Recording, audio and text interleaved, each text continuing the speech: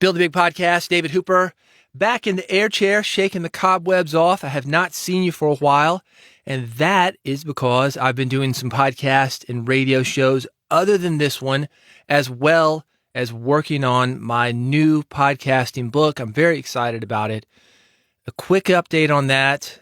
I'm about 45,000 words in at this point. I finished the initial manuscript. I wanted a shorter book than the last book on podcasting that I did. And just for comparison, that was 93,000 words. That one took me 4 years. This one, about half that, 45,000 words. But I found some things that I want to add. So I'm in the process of doing that right now. I'm outlining a couple of new sections. It's going to make it a better book, but it is going to take me a minute to get it out. Hopefully not 4 years like the last one. I'm looking at the next couple months or so, maybe 3 months. Who knows? These things seem to expand as you get into them, at least they do with me. But I want it to be good, and it's going to be worth it. If you want updates on it, go to bigpodcast.com, sign up for it. I will send you the free podcast growth toolkit. That'll give you some great information you can use now as far as growing your audience, and I'll keep you updated on the book. This episode, I want to talk about Larry King. Larry King was a guy who spent 50 years interviewing people, approximately 60,000 interviews. That's how many interviews he is thought to have done. And that's a big lesson there. If you want to get good, you've got to jump in the ring and do it. This is why I do a daily podcast. I talk about it here a little bit, but I never talk about it elsewhere. That is because you are a podcaster, and going through the reps, in this case for Larry King, asking questions, listening, responding, asking more questions, doing that story arc with somebody else's story, you don't get good at that without having practice. So if you're not doing a lot of episodes, and I know this is ironic because on this podcast, I have not talked to you for a while. So you may think that I'm not doing episodes. No, that is not the case. I've got other podcasts that I work on, including the daily one. I call it The Sausage Factory.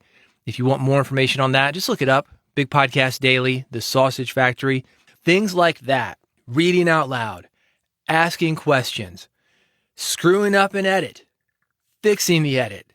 When you do this all the time, you will get better. 50 years from now, will you have 60,000 interviews? Maybe. Larry King was on radio, he's on television, he was doing it day in and day out, so he had a lot of opportunities. You can make those opportunities in podcasting. That's one of the things that I love. I was doing radio for a long time before I jumped into podcasting, and I didn't have the opportunities that I have with podcasting. Now, I call it the Red Room. It's a walk-in closet. It's nice. It's tricked out.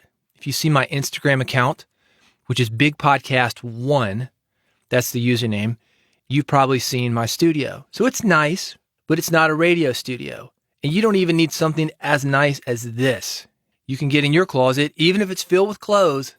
That's a great sound treatment for getting a good sound out of your voice. Get a mic, go straight into the laptop. You can work these things yourself. You can do interviews yourself. You can do monologues yourself. You can read, which is what I do every day. And you don't need a real studio. You don't need an engineer. You don't need somebody's permission to be there. You don't have to schedule things. It makes it so much easier to jump in. Larry King, eventually, I'm sure he had a studio in his house. He didn't always, though. And I'm sure if you wanted to, if your goal was 60,000 interviews, it would not take you 50 years to do that. Even with those 60,000 interviews, it's important to know that Larry's interviews didn't always work out. Speaking of that other book that I've got on podcasting, the Big Podcast book, I tell the story of a woman named Carrie Prejean. She was a beauty pageant contestant. Larry interviewed her. She was a very conservative woman, fairly controversial. She lost it on the air. She told him he was being inappropriate, and she walked off. Why? It's a question about a legal settlement that he asked her. It's a fair question. She thought that he shouldn't have asked it. She thought he didn't have permission to ask it. He had done some kind of deal before she came on. She was wrong.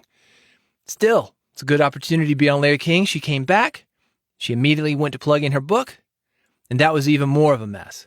So if you want to see when things go wrong, look it up on YouTube. Larry King and Carrie Prejean. I'm going to spell it for you. Carrie, last name Prejean. Prejean. Here's another thing I want you to look up. This also involves Larry King. Check out the Marc Maron interview on WTF podcast, where Marc is interviewing Larry. He goes to Larry's house and he shows up late. And I say that in quotes, shows up late. Maron thought he needed to be there at 10:15. Larry thought he was supposed to be there at 10. It's an awkward situation. And he's taping the whole thing. I don't think Maron handled it great, but that's one of the reasons that I want you to listen to it. Because even pro interviewers, pro radio guys, sometimes you don't handle things great. It's a great example of the behind the scenes of what can happen in an interview. Something else I talked about in my big podcast book, if you've read that book, talked about picking up a well-known rock star at his hotel. He'd come to town on a tour bus, so he didn't have a car. He didn't have transportation to get to the station. The station that I work out of, it's downtown. The hotel's downtown. I said, I'll pick him up. It was weird, man. Started out like that Larry King, Marc Maron interaction. Everything went wrong, and it only got worse. I introduced him to the producer. He gets in a fight with the producer. I don't even think this thing's going to happen. Get him in the studio. I think everything's going great. In the middle of it, this interview is over. Take me back to my hotel.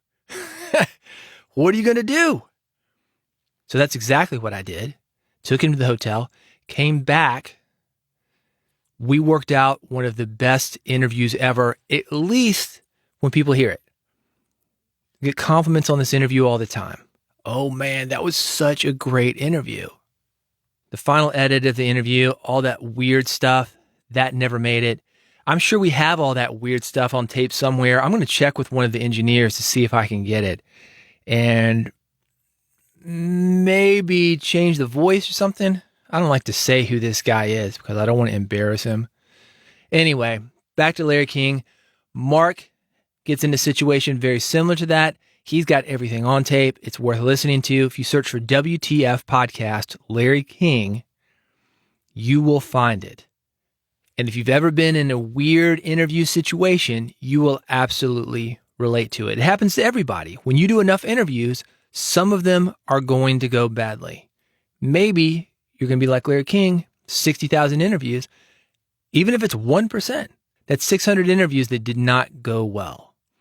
Think about that. I'll see you soon.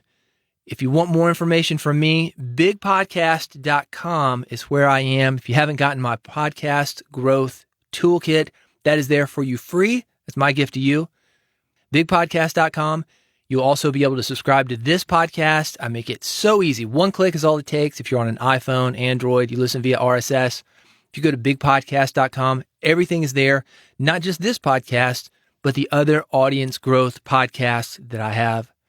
Go there right now before you forget, bigpodcast.com, and I will see you on the next episode of Build a Big Podcast.